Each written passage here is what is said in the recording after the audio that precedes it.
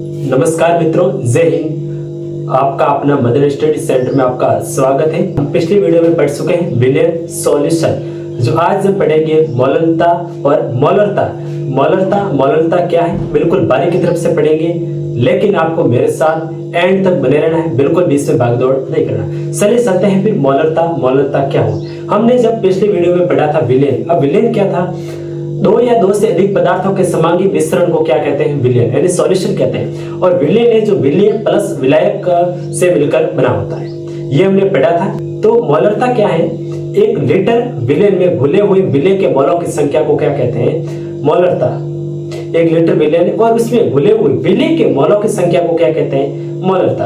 और इसको एम से दर्शाते हैं। इसको जो है एम से प्रदर्शित करते हैं, कैपिटल एम से दर्शाते हैं, कैपिटल एम से दर्शाते हैं। और इसका जो फॉर्मूला क्या रहेगा? कैपिटल एम बराबर विलय के घुले हुए मोल, विलय के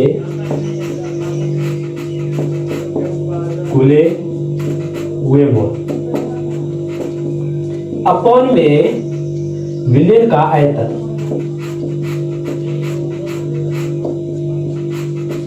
अपॉन में विलयन का आयतन लीटर में होगा, विलयन का आयतन लीटर में। अब इसको ये तो कैपिटल एम से दर्शाते हैं, वो आपको पता ही। अब इसमें घुले हुए मोल निकालने के लिए इसका फॉर्मूला क्या है भाई? अब एक लीटर विलयन में घुले हुए मोल है, इसका जो फॉर्मूला है एम का एम रहेगा, एम का एम की मानेंगे। अब इसका देखो घुले हुए मोल का क्या रहेगा? विलय का द्रव्यमान,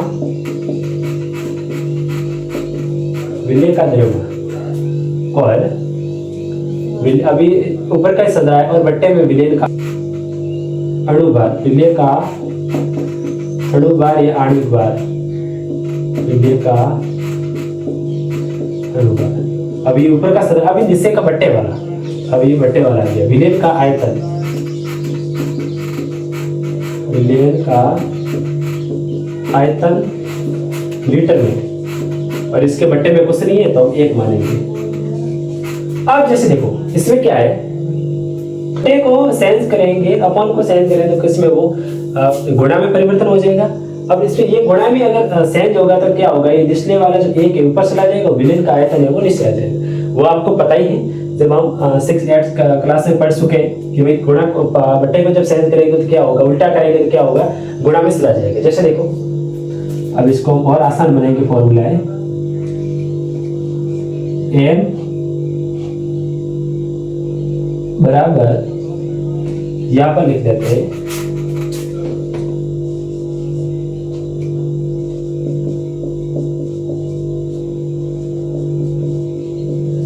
विलय का द्रव्यमान, विलय का द्रव्यमान बट्टे में विलय का अणुभार,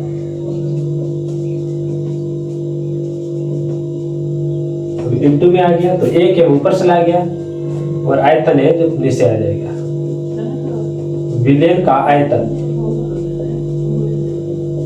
जो लीटर में है, विलयन का आयतन लीटर में।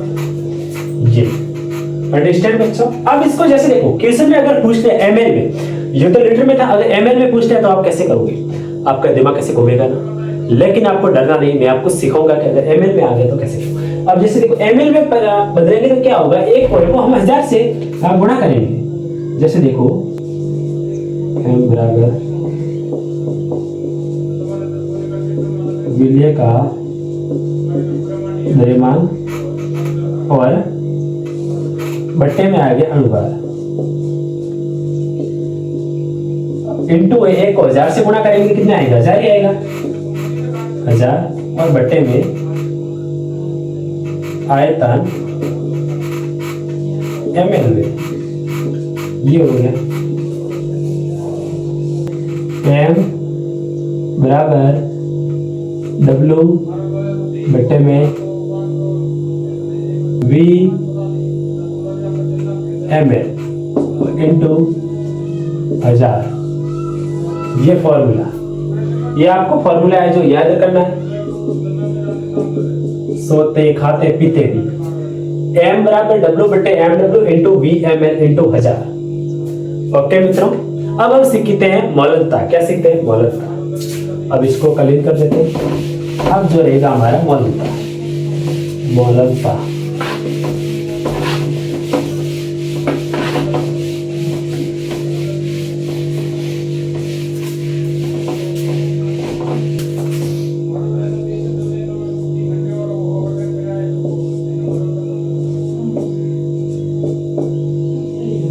मौलनता प्रति 1 किलोग्राम विलायक में घुले हुए विलय के मोलों की संख्या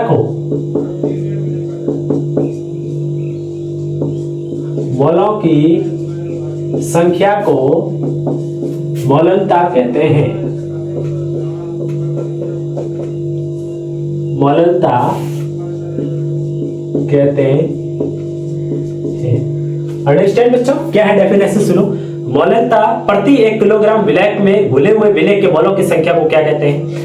मौलनता। और मौलनता क्या था? 1 लीटर विलय में घुले हुए विलय के मोलों की संख्या को मौलनता कहते हैं। और इसका फॉर्मूला भी हमने पढ़ लिया था। कैपिटल M बराबर W बट्टे में MW इनटू VML। V का अर्थ था आयतन।